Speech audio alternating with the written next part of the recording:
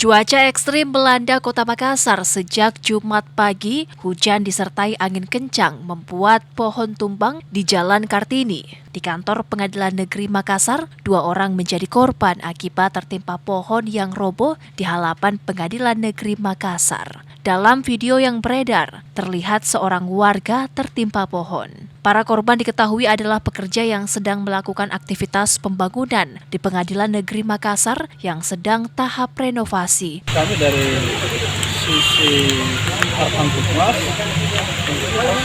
berpikir apa yang harus dilakukan. Utamanya dalam hal menghimbau kepada warga masyarakat. Dan saya akan koordinasi dengan seluruh stakeholder yang ada untuk mengantisipasi hal-hal yang tidak diinginkan berikutnya dengan kejadian yang seperti ini.